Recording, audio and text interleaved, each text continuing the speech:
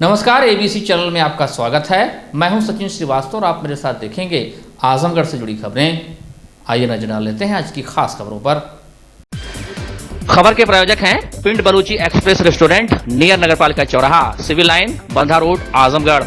दिल्ली और पंजाब का जायका अब आपके शहर में। गोमती ग्रामीण निधि बैंक, निवेश और सिक्योर्ड लोन के लिए संपर्क करें। Paradise International School, Hirapatti, Azamgarh. Admission open. Play group to class 10th CBSE pattern. Sarvodaya Public School, Harvanshpur, Azamgarh. Admission open. और Hotel Park Green, Sidhari, Azamgarh. केंद्रीय रक्षा मंत्री राजनाथ सिंह ने कहा कि पहलवानों के मुद्दे का हल जल्द ही निकलेगा। उन्होंने कहा कि इस मामले की जांच हो रही है।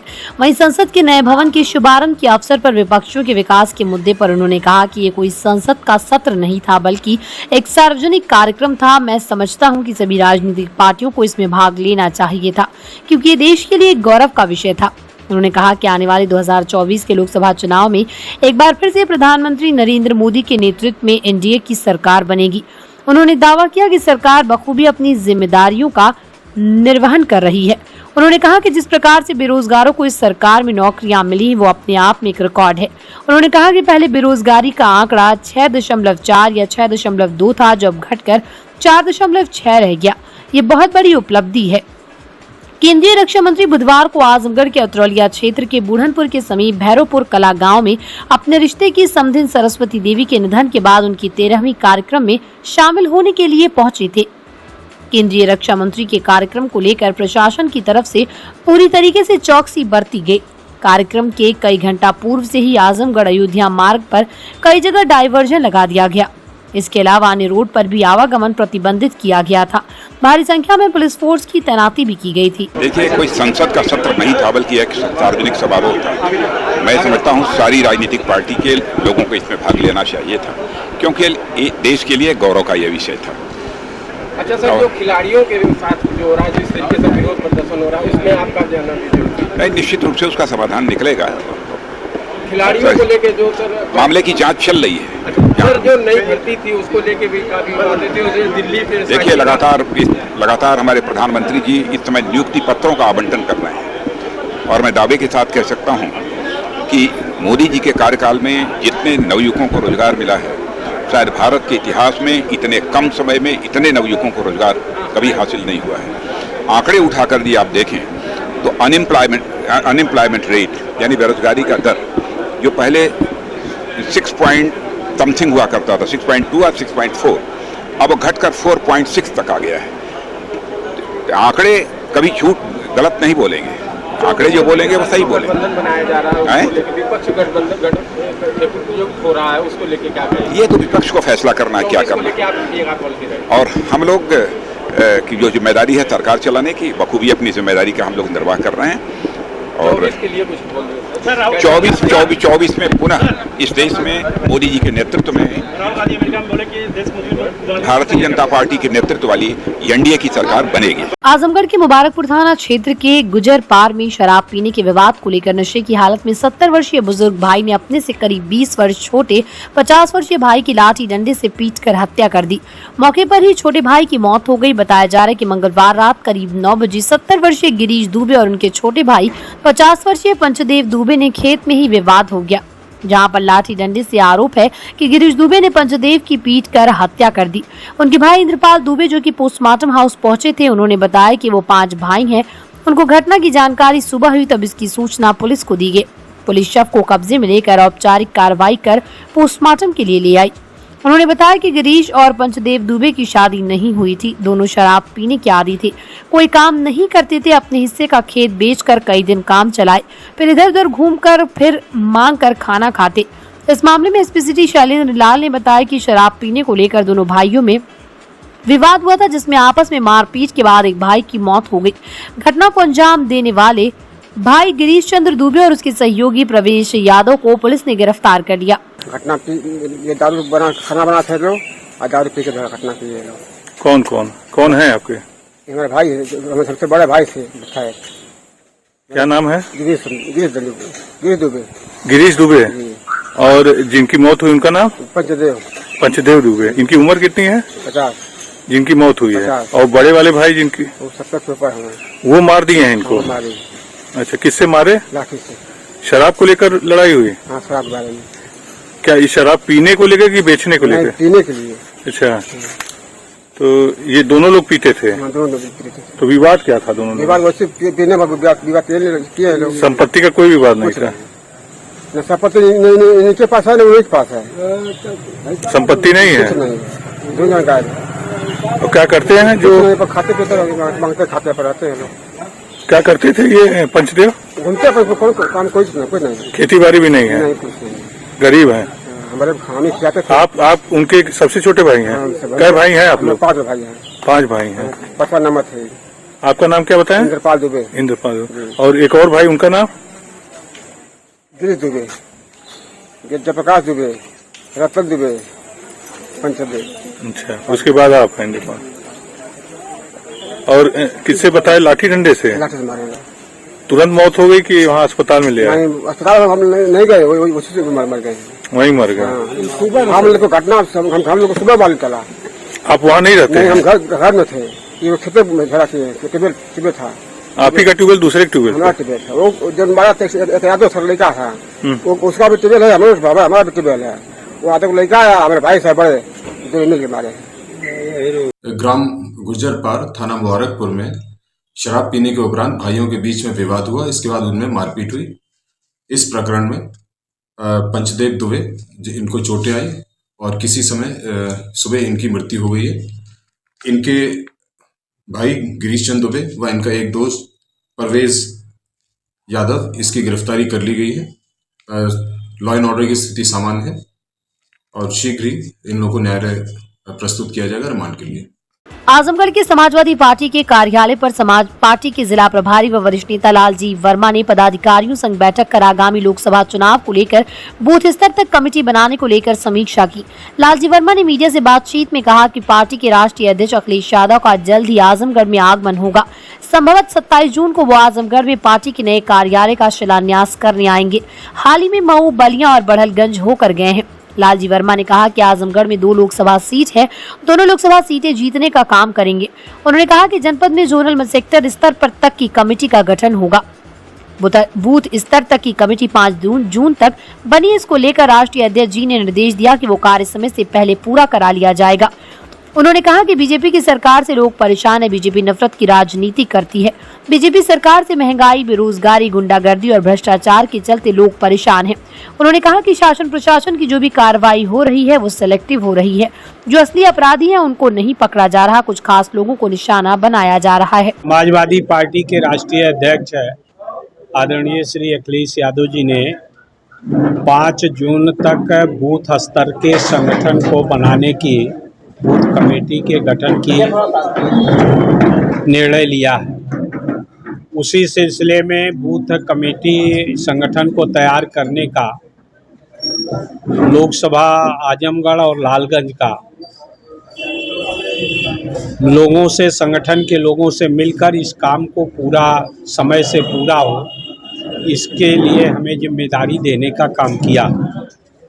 उसी कार्य की समीक्षा करने और sector wise, zonal wise, booth wise committee के गठन के सिलसिले में अपने पदाधिकारियों से बातचीत करने के लिए मैं आज यहाँ पर आया और हमें खुशी है कि अधिकांश विधानसभा क्षेत्रों में जोन और सेक्टर स्तर तक की हमारी कमेटी बन गई है। बूथ स्तर तक की कमेटी का गठन का काम किया जा रहा है, जिसमें समाज के सभी वर्गों को समाजवादी पार्टी की विचारधारा के साथ जोड़कर उनको संगठन में जोड़ने का काम किया जा रहा है। सर, जैसे यहाँ से दोनों सीट समाजवादी पार्टी को मिली, लेकिन उपचुनाव में हार का सामना करना पड़ा। इसकी समीक्षा हुई है कि फिर से 2024 में किस नई तैयारी के साथ हम जाएंगे? देखिए, उपचुनाव का मामला अलग है। निश्चित तौर पर 2024 में दोनों सीटें, जिस तरह से विधानसभा की 10 की 10 सीटें जीते थे, उसी तरह से भारी बहुमत से दोनों सीटें समाजवादी पार्टी जीतेगी और उस तैयारी को हम बूथ स्तर पर ले जाने का काम कर रहे हैं, जिससे जो भारतीय जनता पार्टी की नफरत की राजनीति है उससे आम जनता को सचेत किया जा सके। 2019 में बसपा के साथ गठबंधन था, अकेले लड़ने का प्रभाव पड़ेगा? नहीं, विधानसभा में तो हम अकेले लड़े थे और अकेले लड़ने के बाद ही 10 सीटें हमने जीता था। निश्चित रूप से लोकसभा की दोनों सीटें समाजवादी पार्टी जीती। गठबंधन की क्या स्थिति रहेगी? अकेले समाजवादी पार्टी के लड़ने का विचार है या किसी के साथ? अब ये राष्ट्रीय अध्यक्ष जी का प्रश्न है, वो स्वयं इसका जवाब देंगे, उसमें हम कुछ नहीं कर सकते। भारतीय जनता पार्टी की सरकार पर क्या कहेंगे जो वर्तमान चल रही है उत्तर प्रदेश और देश में? भारतीय जनता पार्टी की सरकार पूरी तरह से फेल साबित हुई है। जो इनका नारा था, चाहे वो महंगाई दूर करने का नारा था, भ्रष्टाचार को समाप्त करने का इनका नारा था, जिस नारे के साथ ये सत्ता में आए, बेरोजगार नौजवानों को रोजगार देने का नारा था, किसानों को उनके आमदनी दुगनी करने का नारा दिया था। इन सारे मुद्दों पर भारतीय जनता पार्टी फेल हुई है। कानून व्यवस्था पूरी तरह से ध्वस्त है, महंगाई चरम पर है, बेरोजगारी चरम पर है और साथ ही साथ पिछड़ों, दलितों, अक़लियत का जो हक है वो भी छीना जा रहा है। रिजर्वेशन को पूरी तरह से समाप्त करने की दिशा में भारतीय जनता पार्टी की सरकार बढ़ रही है। सरकार योगी विधानसभा का भी जो पिछले ही साल हुआ था, लेकिन विधानसभा में जिस तरीके से वोट मिला, उसी विधानसभा में जब लोकसभा में चुनाव हुआ तो उसमें काफी कम हो गया। तो इसमें कैसे आप समीक्षा करेंगे कि किस तरीके से गड़बड़ी हो जा रही है? नहीं, ऐसा कोई है, वो उपचुनाव था, उपचुनाव में मुद्दे अलग हो जाते हैं और जब जनरल इलेक्शन होता है तो उसमें मुद्दे अलग हो जाते हैं। और निश्चित रूप से हम लोग तैयारी समय से नहीं कर पाए उपचुनाव की, जिसके कारण हमें हार का सामना करना पड़ा था। लेकिन जनरल इलेक्शन में आपने अभी नगर निकाय का चुनाव देखा, उसमें भी आजमगढ़ में पूरी तरह से समाजवादी पार्टी को काफ़ी सफलता मिली है और भाजपा पूरी तरह समाप्त दिखाई पड़ी है। तो उसी तरह से जो 2024 के चुनाव में भी उसका कोई असर नहीं पड़ेगा। 2024 के चुनाव में पूरी तरह से समाजवादी पार्टी अपना इतिहास दोहराएगी और 10 के 10 जैसे विधानसभा में जीते थे, उसी तरह से दोनों सीटें समाजवादी पार्टी। बीजेपी का लगातार ये मुद्दा रहा है, जैसे धर्मेंद्र यादव जी पिछले साल लड़े थे, वो कहे हम बार बार आएंगे यहाँ आजमगढ़ की जनता भी, लेकिन वो आए नहीं। तो क्या आप कहेंगे कि अगले साल जो जिस तरीके से चुनाव हो रहा है तो किसको आप प्रत्याशी बनाना चाहेंगे? परिवार से आए कि यहाँ क्या हो, स्थानीय? अब ये तो राष्ट्रीय अध्यक्ष जी तय करेंगे और हम संगठन के आधार पर हमारा संगठन खड़ा हो रहा है। हमारे सभी सम्मानित विधायकगण यहाँ पर हैं और जो पार्टी का हम लोग पदाधिकारी है, पार्टी जैसा निर्देश देती है, जिसका जहाँ दायित्व देती है वहाँ वो दिखाई पड़ता है। जो पार्टी का दायित्व होगा उसका निर्वहन किया जाएगा। आपके विधायक तो हम जेसीबी चला रहे हैं, तमाम इस तरह से कार्य कर रहे हैं जिससे गुंडागर्दी खत्म हो रही है और आप करें गुंडागर्दी बढ़ रही है। अब आप स्वयं जनता के बीच में रहते हैं, आप स्वयं देख रहे हैं कि प्रत्येक दिन बड़े पैमाने पर आपराधिक घटनाएं बढ़ रही हैं और जो वास्तविक अपराधी हैं उनके खिलाफ योगी जी का कोई कार्रवाई नहीं है, उनका सेलेक्टिव कार्रवाई है। कुछ वर्गों के खिलाफ सेलेक्टिव ढंग से वो कार्रवाई करके अपना वोट बढ़ाने की दिशा में प्रयास कर रहे हैं, लेकिन जनता सब जान रही है और समय आने पर मुंहतोड़ जवाब। आपने कहा सिलेक्टिव कार्रवाई हो रही है, उसी में ब्रिजभूषण शरण सिंह भी है, उनके खिलाफ FIR है लेकिन कोई कार्रवाई नहीं हो रही है। पहलवान अपना मेडल गंगा जी में बहाने जा रहे हैं और सरकार अभी मौन बैठी हुई है। ये मैंने तो पहले ही कहा कि सेलेक्टिव कार्रवाई हो रही है, माफिया को समाप्त नहीं कर रहे, माफिया गिरदी तो और बढ़ा रहे हैं, लेकिन सेलेक्टिव ढंग से कुछ वर्गों के साथ, चाहे OBC है या अक़लियत के लोग हैं, दलित समाज के लोग हैं, उनके साथ जाति हो रही है बड़े पैमाने पर। लेकिन सर जिस तरीके से सरकार से कब्जा कर रही, क्या इसको मानते हैं कि ये राजनीतिक पूर्वाग्रह से ग्रसित होकर सरकार कैसा कर रही है? मैंने तो पहले ही कहा कि वो सेलेक्टिव ढंग से जो तमाम ऐसे विधायक हैं जो 307 के भी मुलजिम होंगे, 302 के भी मुलजिम होंगे, अभी एक नाम आपने स्वयं लिया, तो इस तरह से बहुत से लोग हैं जिनके खिलाफ कोई कार्रवाई नहीं होती और कोई जो इन वर्गों का है, पिछड़े वर्ग का है या अक़लियत का है, विशेषकर यादव समाज का है, तो उसको सबसे पहले तुरंत कार्रवाई हो जाती है। शिकायत ये रहती है कि परिवार से या राष्ट्रीय अध्यक्ष बहुत कम आसन बढ़ाते हैं, तो क्या सूचना आपके पास है, कब तक आ रही? नहीं, अभी तो राष्ट्रीय अध्यक्ष जी आए थे बलिया में और मऊ में, बड़हलगंज में। आजमगढ़ में आना कब होगा? इसी महीने के लास्ट में कार्यकर्ता सम्मेलन होगा और जून के लास्ट में, और कार्यालय का शिलान्यास भी होगा उसी दिन। उसमें राष्ट्रीय अध्यक्ष जी का कार्यक्रम निर्धारित हुआ है, जिसमें वो आएंगे। मंगली वाले जो कार्यालय जो हमारा नया कार्यालय बन रहा है उसका शिलान्यास है और प्लस कार्यकर्ता सम्मेलन, मतलब हम कह सकते हैं कि 2024 की रणनीति वहीं से तैयार होगी। बिल्कुल शुभारंभ होगा। 2024 की रणनीति पूर्वांचल की वहीं से स्टार्ट होगी। जी हाँ। गैर इरादतन हत्या के मुकदमे में सुनवाई पूरी करने के बाद अदालत ने 7 आरोपियों को 8 साल की कैद तथा प्रत्येक को 2-2 हजार रुपए अर्थदंड की सजा सुनाई। ये फैसला जिला एवं सत्र न्यायाधीश संजीव शुक्ला ने बुधवार को सुनाया। अभियोजन कहानी के अनुसार वादी जयप्रकाश पुत्र चंद्रपति निवासी दुल्लापार थाना कंदरापुर के गांव के सुदामा के परिवार से जमीन की रंजिश चल रही थी। इसी रंजिश के कारण 31 अक्टूबर 2004 की सुबह 8 बजे सुदामा जितेंद्र, राजेंद्र, चरण, गुलाब, राधेश्याम तथा मान सिंह लाठी डंडा फावड़े से लैस होकर वादी जयप्रकाश के घर पर हमला कर दिए।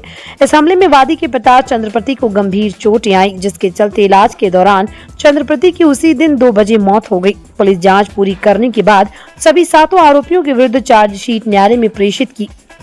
अभियोजन पक्ष की तरफ से डीजीसी प्रियदर्शी पीयूष त्रिपाठी तथा विनोद यादव एडवोकेट ने वादी मुकदमा समेत कुल 10 गवाहों को न्यायालय में परिचित कराया। दोनों पक्षों की दलीलों को सुनने के बाद अदालत ने आरोपी सुदामा, जितेंद्र, राजेंद्र, चरण, गुलाब, राधेश्याम तथा मान सिंह को 8-8 वर्ष के कठोर कारावास तथा 2-2 हजार रुपए अर्थदंड की सजा सुनाई।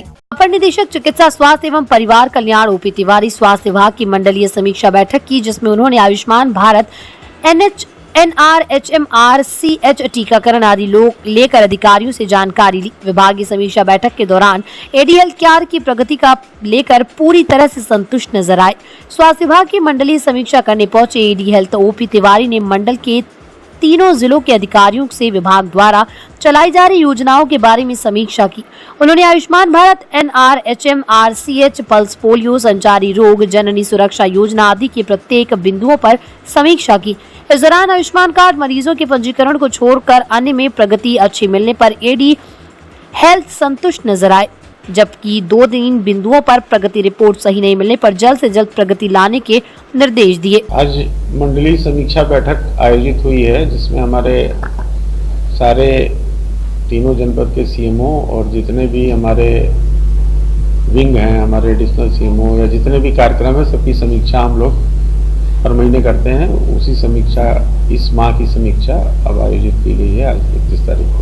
हमारे मुख्य मुद्दे हैं जिसकी प्राथमिकता है, उसमें जैसे टीबी का कार्यक्रम है, टीबी उन्मूलन कार्यक्रम है। अभी वेक्टर बॉर्न डिजीज जो आने वाली है, डेंगू मलेरिया का सीजन आप जानते होंगे आने वाला है बरसात के बाद। आयुष्मान भारत, आयुष्मान कार्ड, ये हमारी प्राथमिकता है। अभी हम लोगों का पल्स पोलियो का कार्यक्रम चल रहा है, अभी हाउस टू हाउस हो रहा है। एक दिन बूथ वाला कार्यक्रम था 28 तारीख को। जो हमारे मुख्य GSY का कार्यक्रम है, जननी सुरक्षा वाला, ये सारी प्रायोरिटी हैं। इन्हीं की हम समीक्षा करेंगे, टीकाकरण की समीक्षा करेंगे, नियमित टीकाकरण जो होता है, ये 4-5 जो मुख्य बिंदु हैं इनकी करेंगे। उसके साथ जितने भी कार्यक्रम चलते हैं, चाहे RBSK का कार्यक्रम है, चाहे टोबैको कंट्रोल प्रोग्राम है, मतलब जितने भी ढेर सारे प्रोग्राम हमारे यहाँ हैं, सबकी समीक्षा इस बैठक में हम लोग महीने में एक बार करते हैं। उसकी समीक्षा आपकी तरफ से क्या दिशा निर्देश दिए जा रहे हैं अधिकारियों को? दिशा निर्देश यही दिए जा रहे हैं। हम लोग की जूम मीटिंग होती रहती है, बीच में हम लोग टेलीफोन से वार्ता करते हैं कि जो हमारे कार्यक्रम हैं उसको तेजी से आगे बढ़ाया जाए। जो गति होनी चाहिए वो गति थोड़ा धीरे जिन कार्यक्रमों में है उनको में तेजी लाई जाए, जिससे कि देश में, प्रदेश में तो हम आगे रहे ही, देश में भी हमारा प्रदेश आगे रहे, हर योजनाओं में अव्वल रहे। स्वास्थ्य की जितनी भी योजनाएं हैं उसमें हम नंबर 1 पर हैं। स्वास्थ्य केंद्र में डॉक्टरों की कमियां पूरे प्रदेश स्तर पर हैं। अब जैसे हमारा बलिया जनपद है, उसमें हमारे पास आधे डॉक्टर हैं तो उस कमी को अभी फ़िलहाल दूर करना तो किसी स्तर से संभव नहीं लगता है। और हमारे प्रदेश में आप लोगों को जैसे पता होगा, हर ज़िले में एक मेडिकल कॉलेज खुल रहा है। जब ज़्यादा मेडिकल ग्रेजुएट निकलेंगे तभी इस समस्या का समाधान होगा। वर्तमान में तो कमी है और पूरे प्रदेश में कमी है। आपको तो कुछ लिखा पढ़ी की जा रही है? वो तो हर महीने हम लोग जो आज की मीटिंग करेंगे, माननीय मुख्यमंत्री जी के जो प्रायोरिटी के कार्यक्रम हैं उनकी समीक्षा जिला स्तर पर जिलाधिकारी महोदय द्वारा, मंडल स्तर पर मंडलायुक्त महोदय द्वारा वहाँ की जाती है। तो उसमें चिकित्सकों की क्या कमी है वो हर महीने रिपोर्ट जाती है। संघ लोक सेवा आयोग की परीक्षा में सफलता हासिल करना व्यक्तिगत तौर पर इसे मैं एक उपलब्धि नहीं बल्कि मौके के तौर पर देखता हूं, जो समाज सेवा और सामाजिक सरोकारों से जुड़ने का रास्ता भी प्रदान करता है। उक्त उद्गार संघ लोक सेवा आयोग की भारतीय प्रशासनिक सेवा परीक्षा परिणाम में 18वीं पायदान हासिल करने पर सिद्धार्थ शुक्ला ने जर्नलिस्ट क्लब द्वारा आयोजित कार्यक्रम में सोमवार दोपहर क्लब के कार्यालय पर आयोजित आजमगढ़ गौरव सम्मान समारोह के दौरान कही।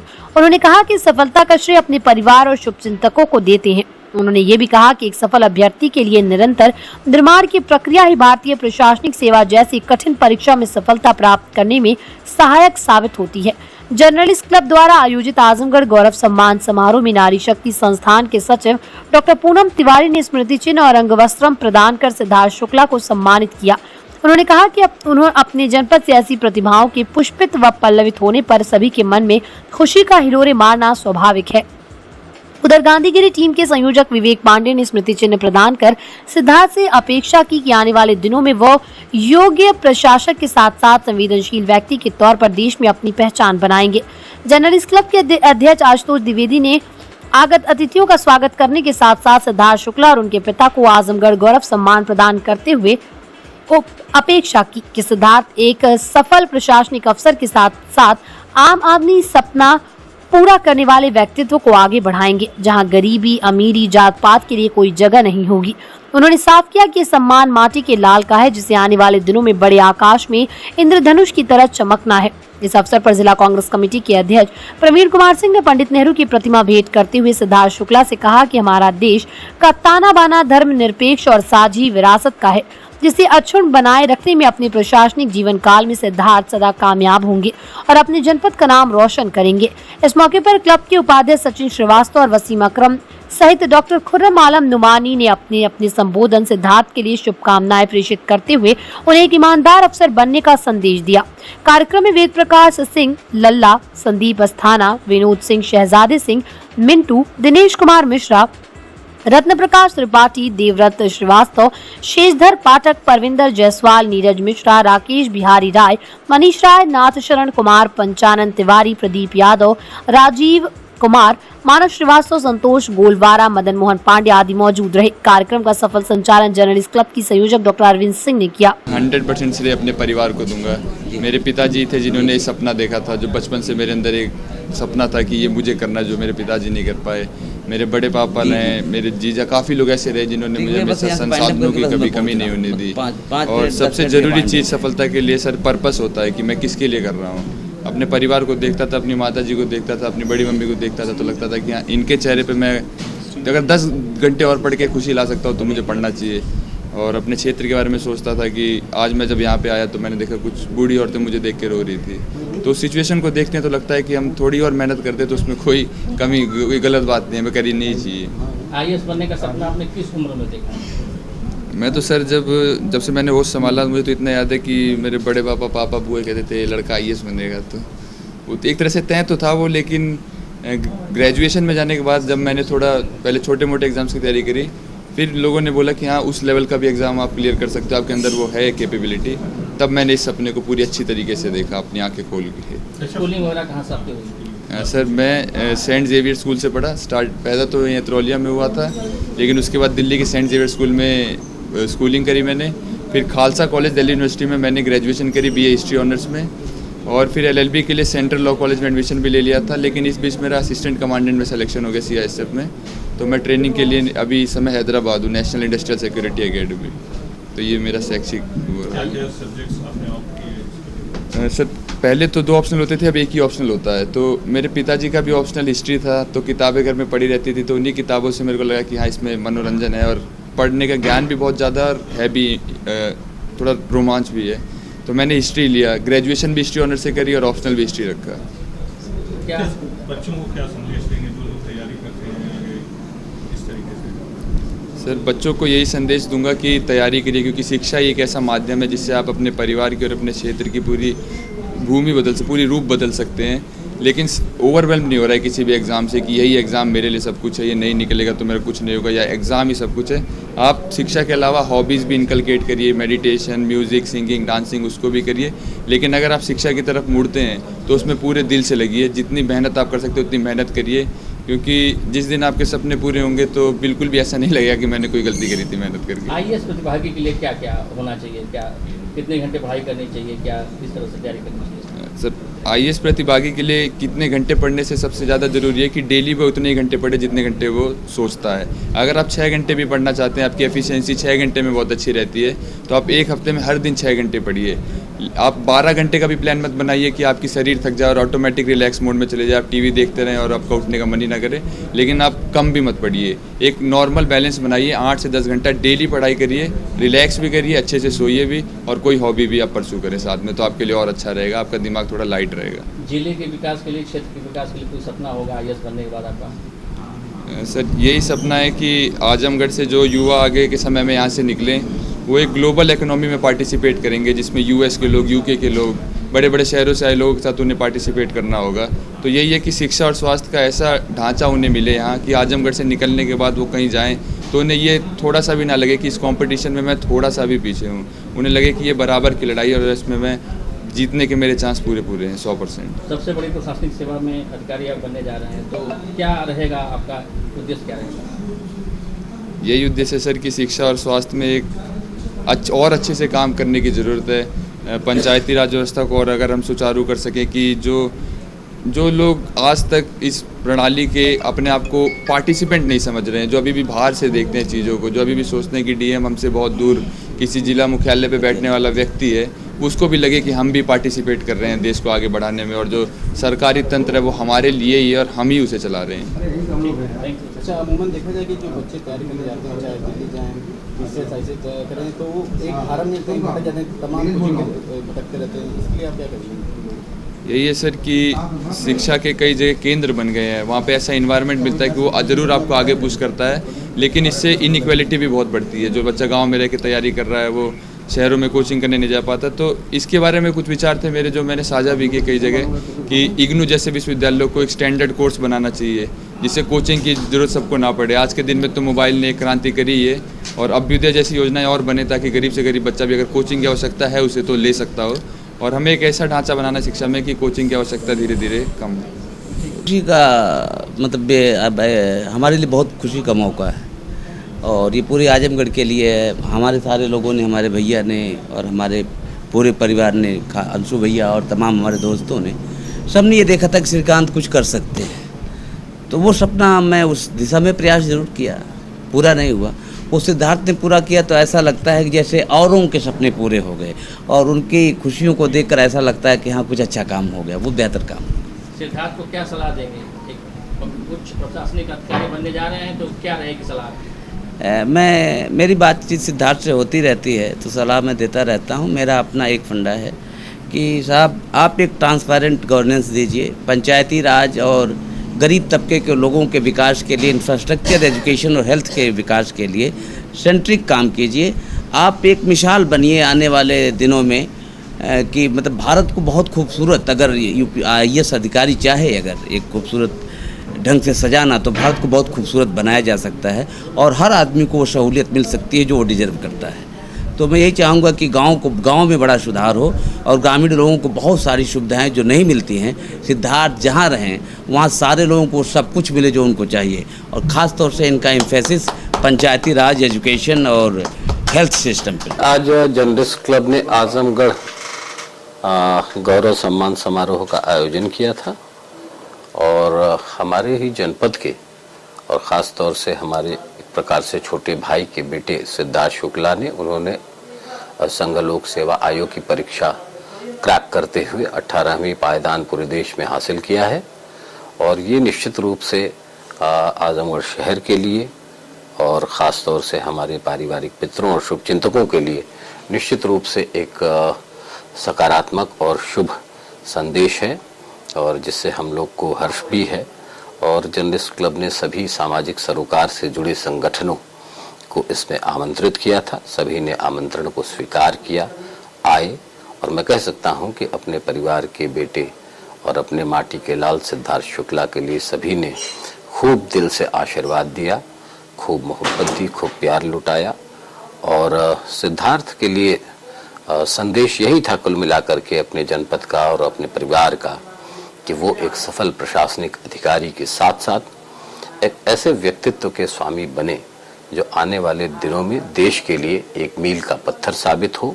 साथ ही साथ वो देश में एक ऐसी मिसाल पेश करें ईमानदारी की जिससे देश भी लाभान्वित हो और साथ ही साथ जो प्रशासनिक सेवा का ढांचा है उसमें नीचे से अब आने वाले लोगों के लिए भी एक संदेश हो कि अभाव में रहकर भी जिंदगी को सफल कैसे बनाया जा सकता है। तो आजमगढ़ गौरव सम्मान समारोह का आयोजन जर्नलिस्ट क्लब ने किया, नारी शक्ति सेवा संस्थान ने किया, गांधीगिरी टीम ने किया और ढेर सारे जो सामाजिक सरोकार से जुड़े लोग हैं सभी ने शिरकत किया। सबका बहुत बहुत आभार है। भीषण गर्मी में आजमगढ़ शहर में जहां एक तरफ विद्युत ट्रांसफार्मरों और केबल पर जबरदस्त लोड है, वहीं आए दिन के खराब होने से लोगों को भी भारी समस्या का सामना करना पड़ता है। जबकि शासन की तरफ से शहर में 24 घंटे विद्युत आपूर्ति के निर्देश हैं, लेकिन जर्जर तारों के चलते फॉल्ट को ठीक करने में घंटों समय लग जाने से लोगों को फजीहत का सामना करना पड़ता है। शहरवासियों के लिए राहत की बात यह है कि अब जर्जर तारों से मुक्ति मिलने वाली है। आजमगढ़ के अधिशासी अभियंता विद्युत वितरण खंड प्रथम अरविंद सिंह ने बताया कि शहर में 3 स्थानों पर जर्जर तारों को दुरुस्त करने के लिए कार्य स्वीकृत किया गया, जिसमें टिड़िया मस्जिद के पास बहुत जर्जर तार होने के चलते बिजनेस प्लान के अंतर्गत ठीक कराने के लिए निर्देश दिया गया। वहीं चौक क्षेत्र में भी जर्जर तारों को DSS के माध्यम से दुरुस्त कराने के कार्य के लिए बात हुई है, जिसे जल्द ही करा लिया जाएगा। उन्होंने बताया कि अंडरग्राउंड केबल को भी ठीक कराने के लिए टेंडर प्रक्रिया में है, जिसे स्वीकृत होने के बाद वो भी कार्य जल्दी कर लिया जाएगा। और जर्जर तार के लिए शहर में जो है हमारे यहाँ लगभग 3 जगह स्वीकृत हुआ था। जैसे अभी मतलब टेंडिया मस्जिद पे वहाँ पे जर्जर तार बहुत अधिक था, वहाँ पे बिजनेस प्लान के अंतर्गत काम कराया गया है।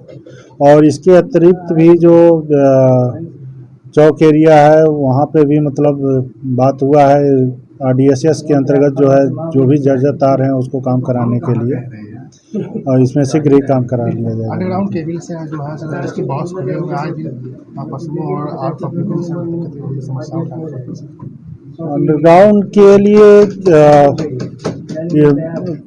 पूर्व में जो है एस्टीमेट भेजा गया था और उसकी स्वीकृति हुई टेंडर की प्रक्रिया में है, और टेंडर हो जाता है तो उसको कार्य करा दिया जाएगा। मंडलायुक्त मनीष चौहान की अध्यक्षता में ADA की अवस्थापना समिति तथा 19वीं बोर्ड की बैठक बुधवार को आयुक्त सभागार में संपन्न हुई।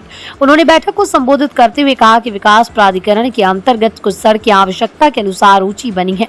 उन्होंने लोक निर्माण विभाग के अधिकारी को निर्देशित किया कि तत्काल इन सड़कों का मुआयना कर ले तथा दुर्घटना से बचाव के दृष्टिगत जहाँ सड़कों के किनारे बैरिकेडिंग की आवश्यकता है वहाँ बैरिकेडिंग कराएं। इसी के साथ उन्होंने ADA सचिव को भी निर्देश दिया कि दोनों महायोजनाओं में जो सड़कें सामान्य रूप से सम्मिलित है उस पर कार्य कराना शुरू कर दे।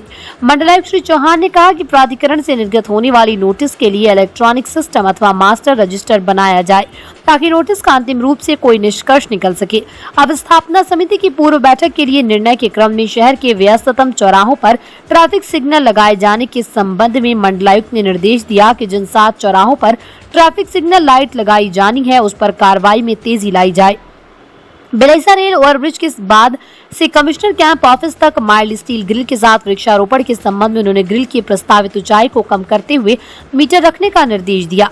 बैठक में जिलाधिकारी उपाध्यक्ष ADA विशाल भारद्वाज ने कहा कि नगरीय क्षेत्र के परिषदीय विद्यालय भवनों में ऑपरेशन कायाकल्प के अंतर्गत जो कार्य अवशेष रह गए उसे शीघ्रता से पूर्ण करें। उन्होंने जिला बेसिक शिक्षा अधिकारी को निर्देश दिया कि मौके पर जाकर इन लोगों को देख लें, जो जरूरी है उसे इंगित करें, उसी के अनुसार कार्य करें। उन्होंने ADA की आय के स्रोतों एवं व्यय की संबंध में विस्तार से जानकारी दी। इस अवसर पर ADA सचिव बैजनाथ, CO सिटी गौरव शर्मा, अपर निदेशक कोषागार विजय कुमार सिंह, मुख्य कोषाधिकारी गिरीश चंद्र यादव के साथ ही शिक्षा, लोक निर्माण विभाग, पंचायती राज, जल निगम, विद्युत आदि विभागों के अधिकारी उपस्थित रहे। जिला कांग्रेस कमेटी के पूर्व कार्यकारी अध्यक्ष रमेश राजभर के नेतृत्व में कांग्रेसियों ने नए संसद भवन के उद्घाटन के दिन महिला पहलवानों के साथ हुई पुलिस बर्बरता के विरोध में और उन्हें न्याय दिलाने की मांग को लेकर बीजेपी के पापों का सांकेतिक घड़ा लेकर जुलूस निकाला। नारेबाजी करते हुए कलेक्ट्रेट चौराहे पर पहुंचे और पाप के घड़े को चौराहे पर फोड़ दिया।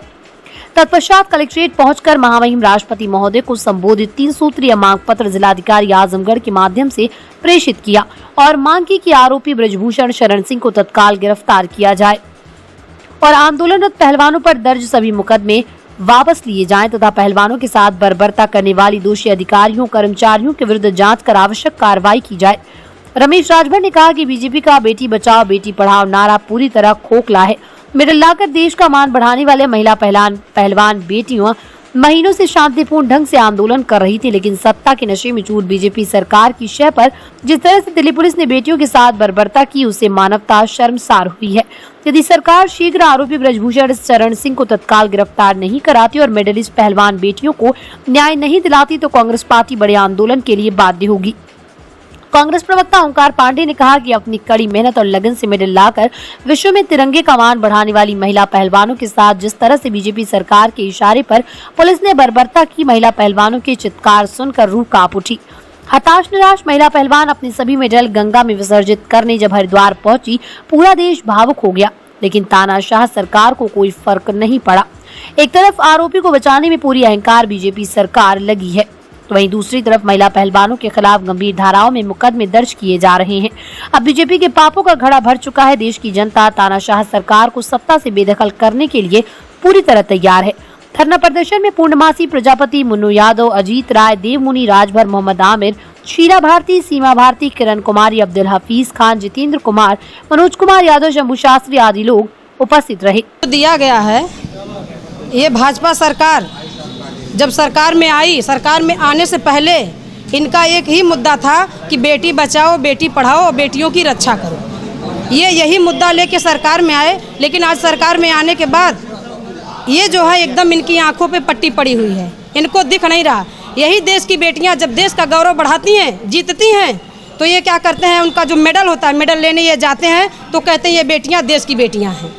और आज वही देश की बेटियाँ परेशान है, उनके साथ हिटलर शाही दिखा रहे हैं। इनको दिख नहीं रहा ये बेटियां आज देश की बेटियां नहीं हैं, ये बेटियों को परेशान कर रहे हैं और ये सोच रहे हैं कि केवल बेटियां जो व्यक्ति विशेष की बेटियां हैं। मैं आप मीडिया के बंधुओं से प्रधानमंत्री जी को अवगत कराना चाहूँगी कि ये अपने मन का ख्याल निकाल दें। वो बेटियाँ केवल व्यक्ति की बेटियाँ नहीं, पूरे देश की बेटियाँ हैं और देश की बेटियों के साथ जो अत्याचार हो रहा है ये देश कदापि बर्दाश्त नहीं करेगा।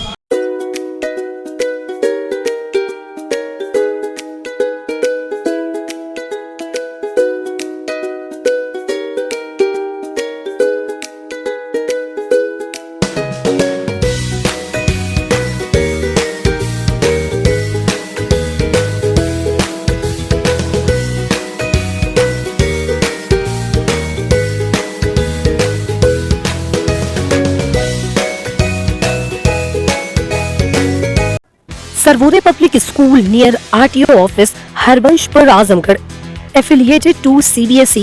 Admission open for classes nursery to 9th and 11th. Dedicated, experienced and well-qualified staff. Computer science from class 1st onwards. Playground with lush green campus. Yoga, art and craft, drawing, music, dance classes. Separate composite laboratories. Separate classes for girls.